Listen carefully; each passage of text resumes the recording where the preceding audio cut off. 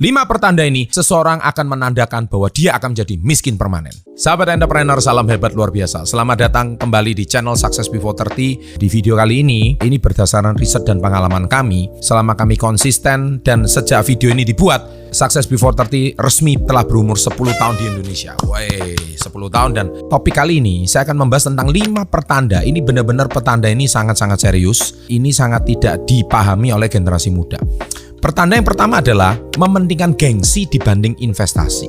Saya selalu bilang bahwa beli fungsi jangan beli gengsi. Tetapi anak-anak muda sekarang itu memang sangat tidak tahan, apalagi kena sosmed. Dia tuh selalu setiap hari merasa dirinya miskin. Ketika orang flexing atau pamer-pamer di sosmed itu merasa bahwa dia tuh bekerja seumur hidup, kayaknya ada yang salah dengan saya gitu. Karena seolah-olah lihat orang lain kok kerja sebentar kok jadi kaya raya. Nah, akhirnya dia memaksa dirinya untuk nggak mau kalah dengan orang lain.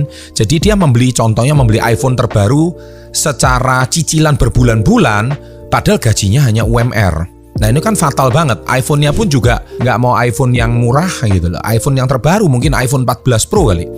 Biasanya orang-orang seperti ini, rumahnya itu bahkan kontrakan kecil, yang terpenting Instagramnya itu bagus gitu. Bahkan hanya ada yang ngekos gitu. Dia nggak peduli, yang terpenting hanya harus terlihat kaya dulu. Nah, orang kayak gini nih bakal miskin permanen, oke? Nah, itu yang pertama. Yang kedua adalah terlalu sering berfoya-foya tapi nggak sesuai dengan penghasilan. Nah, orang-orang seperti ini itu nggak mau makan yang biasa. Dia harus makan di mall, kemudian harus difoto. Gua lagi makan siang di sini loh guys. Jadi dia mau pamer sama teman-temannya kalau makanannya itu mahal gitu. Apalagi daftar harganya ditunjuk-tunjukin sama teman-temannya. Ada beberapa orang yang penghasilannya kecil tapi gayanya itu elit banget gitu loh. Elit padahal ekonomi sulit ya. Seperti selalu membeli barang-barang mahal yang tidak ia butuhkan, dan celakanya ketika dia udah beli itu, barang itu nggak bisa dijual kembali dan nggak ada nilai investasinya. Jadi kapan kayaknya gitu loh ya kan? Nah, yang ketiga adalah suka mengeluh dan mengumbar cerita kemiskinan orang lain, bukan kemiskinan dirinya loh ya. Dia suka mengumbar kemiskinan orang lain di sosmednya dia. Contohnya update story WA atau update story IG. Ya Allah, SPP anak nunggak, belum lagi bayar listrik. Jangan pernah mengeluh tentang kemiskinan, itu akan melekat dengan diri Anda gitu. Jadi lebih baik, bolehlah Anda berganti dengan kata, bersyukurlah hari ini saya masih bisa makan walaupun menu itu sederhana. Nah, itu akan menghindari Anda dari image kemiskinan gitu. Dan suka nyindir orang lain di sosmed gitu. Ingat, what you think it will become. Apa yang Anda pikirkan itu akan terjadi. You are what you think. Itu sering saya bilang. Anda adalah apa yang Anda pikir. Ketika Anda hari ini sudah selalu memposting hal-hal yang negatif, cepat atau lambat itu akan kembali pada diri Anda. So, hati-hati dengan memposting sesuatu. Karena memposting sesuatu itu adalah kondisi jiwa seseorang. Yang keempat adalah agak norak dalam berbahasa dan berperilaku. Norak banget. Biasanya terlalu sering berkata, mengumpat bahasa-bahasa kotor atau etika buruk, membuat image kemiskinan itu melekat. Kelihatannya sih pengen ngelawak, pengen ngelucu, tetapi garing ya menurut saya ya. Jelas semakin miskin ekonomi, miskin etika pula.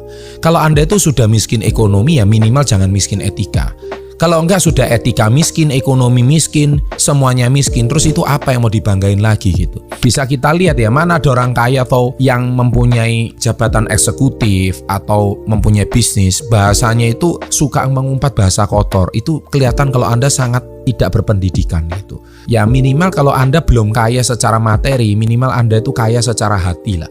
Atau kaya secara akhlak gitu. Sehingga Anda terkesan menghindari kata-kata urakan atau konotasinya tidak sekolah ya. Dan yang kelima adalah terlalu sering membaca kisah keluhan-keluhan orang lain tentang kemiskinan. Baik itu di kolom komen, mengomen orang-orang yang hari ini seolah-olah nggak punya apa-apa, atau suka melihat keluh kesah. Kan gini ya, Indonesia ini suka banget melihat orang itu kalau dibully atau melihat orang itu menjual penderitaan, dan itu di komen kayak gitu loh. Menurut saya hindarilah. Makanya isi sinetron kita itu kan selalu mengumbar antara jurang antara si kaya dan si miskin. Ya memang cara berpikirnya seperti itu gitu. Jadi hindarilah. Lebih baik Anda membaca kisah inspiratif, nonton channel Success Before 30, contohnya baca buku ini. Ya saya sudah selalu bilang gimana Anda mengubah nasib kalau Anda nggak mengubah mindset. Saya sudah bahas ini di halaman 1-57. Nah, itulah cara-cara berusaha untuk bagaimana mengatasi kemiskinan Anda dan mengubah nasib kalian. Oke, saya tahu membuat konten ini tidak membuat Anda serta-merta langsung menjadi kaya raya. Minimal Anda itu sadar.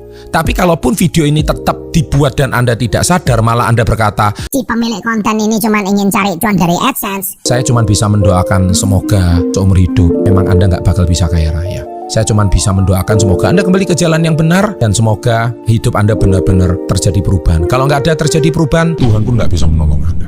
Sukses untuk Anda, salam hebat luar biasa. Jelas semakin miskin ekonomi, miskin etika pula. Kalau Anda itu sudah miskin ekonomi, ya minimal jangan miskin etika. Kalau enggak sudah etika miskin, ekonomi miskin, semuanya miskin, terus itu apa yang mau dibanggain lagi gitu.